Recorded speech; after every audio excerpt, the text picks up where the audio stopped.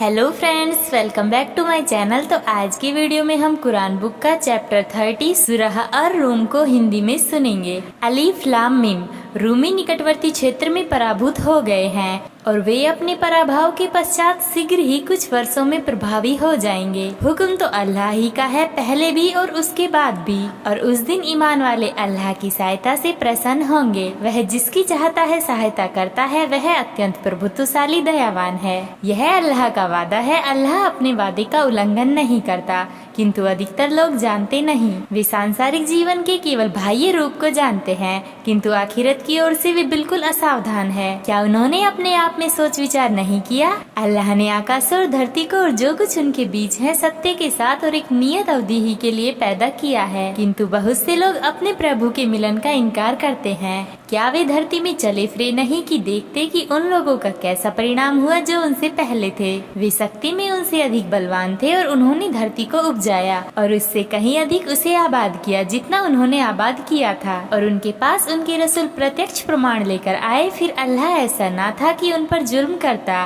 किंतु वे स्वयं ही अपने आप पर जुल्म करते थे। फिर जिन लोगों ने बुरा किया था उनका परिणाम बुरा हुआ, क्योंकि उन्होंने अल्लाह की आयतों को झुठलाया और उनका उपहास करते रहे। अल्लाह ही सृष्टि का आरंभ करता है, फिर वही उसकी पुनरावृत्ति करता है, फिर उसी की ओर तुम पलटोगे। जिस दिन वह घड़ी आ खड़ी होगी, उस दिन अपराधी एकदम निराश होकर रह जाएंगे। उनके ठहराए हुए साझीदारों में से कोई उनकी सिफारिश करने वाला न होगा और वे स्वयं भी अपने साझीदारों का इनकार करेंगे। और जिस दिन वह घड़ी आ खड़ी होगी, उस दिन वे सब अलग अलग हो जाएंगे। अतः जो लोग ईमान लाए और उन्होंने अच्छे कर्म किए, वे एक बाग में प्रसन्नता पूर्वक रखे जाएंगे। किंतु जिन लोगों ने इनकार किया और हमारी आयत और आखिरत की मुलाकात को झुटलाया, वे लाकर यातनाग्रस्त किए जाएंगे। अतः अब अल्लाह की तस्बीह करो जबकि तुम शाम को करो और जबकि तुम सुबह करो, और उसी के लिए प्रशंसा है आकाश और धरती में और पिछले पहर और जब तुम पर दोपहर हो।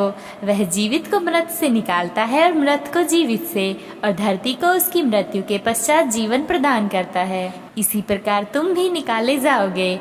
और यह उसकी निशानियों में से है कि उसने तुम्हें मिट्टी से पैदा किया। फिर क्या देखते हैं कि तुम मानव हो, फैलते जा रहे हो। और यह भी उसकी निशानियों में से है कि उसने तुम्हारी ही सहजाति से तुम्हारे लिए जोड़े पैदा किए, ताकि तुम उसके पास शांति प्राप्त करो। और उसने तुम्हारे बीच प्रेम और दयालुता पैदा की। और निश्चय ही इसमें बहुत सी निशानियां हैं उन लोगों के लिए जो सोच विचार करते हैं। और उसकी निशानियों में से आकाश और धरती का सृजन और तुम्हारी भाषा और तुम्हारे रंगों की विविधता भी है। निसंदेह इसमें ज्ञानवानों के लिए बहुत सी निशानियां हैं। और इसकी निशानियों में से तुम्हारा रात और दिन का सोना और तुम्हारा उसके अनुग्रह की तलाश करना भी है। निश्चय ही इसमें निशानियां हैं उन लोगों के लिए जो सुनते हैं।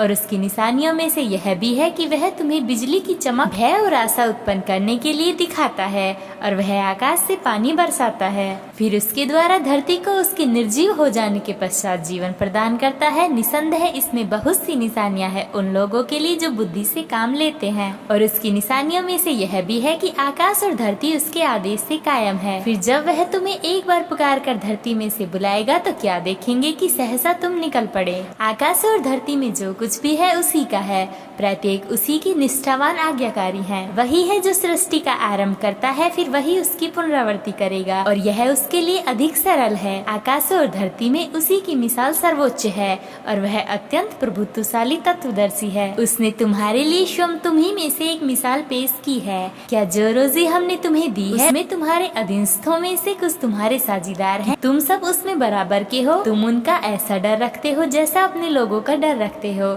इस प्रकार हम उन लोगों के लिए आयतें खोल खोल कर प्रस्तुत करते हैं जो बुद्धि से काम लेते हैं। नहीं, बल्कि ये जालिम तो बिना ज्ञान के अपनी इच्छाओं के पीछे चल पड़े। तो अब कौन उसे मार्ग दिखाएगा जिसे अल्लाह ने भटका दिया हो? ऐसे लोगों का तो कोई सहायक नहीं। अतः एक ओर का होकर अपने रुख को दीन अर्थात धर्म की ओर जमा दो।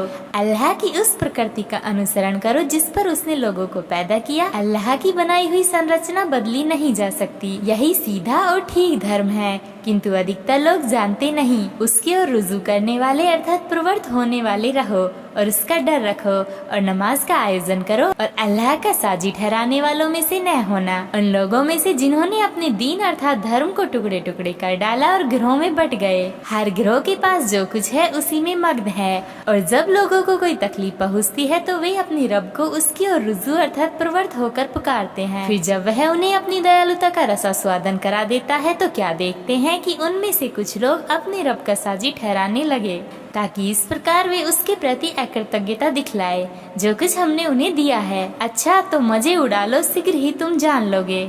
क्या उनके देवताओं ने उनकी सहायता की थी या हमने उन पर ऐसा कोई प्रमाण उतारा था कि वह उसके हक में बोलता हो जो वे उसके साथ साजी ठहराते हैं? और जब हम लोगों को दयालुता का रसास्वादन कराते हैं तो वे उस पर इतराने लगते हैं, परंतु जो कुछ उनके हाथों ने आगे भेजा है यदि उसके कारण उन पर कोई विपत्ति आ जाए तो क्या देखते हैं कि वे निराश हो रहे हैं। क्या उन्होंने विचार नहीं किया कि अल्लाह जिसके लिए चाहता है रोजी कुसादा कर देता है, जिसके लिए चाहता है नपी तुली कर देता है। निसंदेह इसमें उन लोगों के लिए निशानियां हैं जो ईमान लाए। अतः नातेदार को उसका हक दो और मुहताज और मुसाफिर को भी। यह अच्छा है उनके लिए जो अल्लाह की प्रसन्नता के इच्छुक हो और वही सफल हैं। तुम जो कुछ ब्याज पर देते हो ताकि वह लोगों के मालों में सम्मिलित होकर बढ़ जाए तो वह अल्लाह के यहाँ नहीं बढ़ता, किंतु जो ज़कात अर्थात दान तुमने अल्लाह की प्रसन्नता प्राप्त करने के लिए दी है तो ऐसे ही लोग अल्लाह के यहाँ अपना माल बढ़ाते हैं। अल्लाह ही है जिसने तुम्हें पैदा किया, फिर तुम्हें रोजी दी, फिर वह तुम्हें मृत्यु देता है, फिर तुम्हें जीवित करेगा। क्या तुम्हारे ठहराए हुए साझीदारों में भी कोई है जो इन कामों में से कुछ कर सके? महान और उच्च है वह उसमें जो साजी वे ठहराते हैं। थल और जल में बिगाड़ फैल गया स्वयं लोगों ही के हाथों की कमाई के कारण, ताकि वह उन्हें उनकी कुछ करतूतों का मजा चखाए। कदाचित वे बाज आ जाए। कहो धरती में चल फिर कर देखो कि उन लोगों का कैसा परिणाम हुआ जो पहले गुजरे हैं, उनमें अधिकतर बहुदेववादी ही थे। अतः तुम अपना रुख सीधे व ठीक धर्म की ओर जमा दो, इससे पहले कि अल्लाह की ओर से वह दिन आ जाए जिसके लिए वापसी नहीं। उस दिन लोग अलग अलग हो जाएंगे। जिस किसी ने इनकार किया तो उसका इनकार उसी के लिए घातक सिद्ध होगा, और जिन लोगों ने अच्छा कर्म किया वे अपने ही लिए आराम का साधन जुटा रहे हैं ताकि वह अपने उदार अनुग्रह से उन लोगों को बदला दे जो ईमान लाए और उन्होंने अच्छे कर्म किए। निश्चय ही वह इनकार करने वालों को पसंद नहीं करता। और इसकी निशानियों में से यह भी है कि शुभ सूचना देने वाली हवाएं भेजता है ताकि उनके द्वारा तुम्हें वर्षा की शुभ सूचना मिले, और ताकि वह तुम्हें अपनी दयालुता का रसास्वादन कराए, और ताकि उसके आदेश से नौकाएं चले, और ताकि तुम उसका अनुग्रह अर्थात रोजी तलाश करो और कदाचित तुम कृतज्ञता दिखलाओ। हम तुमसे पहले कितने ही रसूलों को उनकी कौम की ओर भेज चुके हैं और वे उनके पास खुली निशानियां लेकर आए। फिर हम उन लोगों से बदला लेकर रहे जिन्होंने अपराध किया, और ईमान वालों की सहायता करना तो हम पर एक हक है। अल्लाह ही है जो हवाओं को भेजता है, फिर वे बादलों को उठाती है, फिर जिस तरह चाहता है उन्हें आकाश में फैला देता है और उन्हें परतों और टुकड़ियों का रूप दे देता है। फिर तुम देखते हो कि उनके बीच से वर्षा की बूंदें टपकी चली आती हैं। फिर जब वह अपने बंदों में से जिन पर चाहता है उसे बरसाता है तो क्या देखते हैं कि वे हर्षित हो उठे, जबकि इससे पूर्व इससे पहले कि वह उन पर उतरे वे बिल्कुल निराश थे। अतः देखो अल्लाह की दयालुता के चिन्ह, वह किस प्रकार धरती को उसके मृत हो जाने के पश्चात जीवन प्रदान करता है। निश्चय ही वह मुर्दों को जीवित करने वाला है और उसे हर चीज की सामर्थ्य प्राप्त है। किंतु यदि हम एक दूसरी हवा भेज दे जिसके प्रभाव से वे उस खेती को पीली पड़ी हुई देखे तो इसके पश्चात वे कुफ्र करने लग जाएं। अतः तुम मुर्दों को नहीं सुना सकते हो और न बहरों को उनकी पुकार सुना सकते हो जबकि वे पीठ फेरे चले जा रहे हो, और न तुम अंधों को उनकी गुमराही से फेर कर मार्ग पर ला सकते हो। तुम तो केवल उन्हीं को सुना सकते हो जो हमारी आयतों पर ईमान लाए,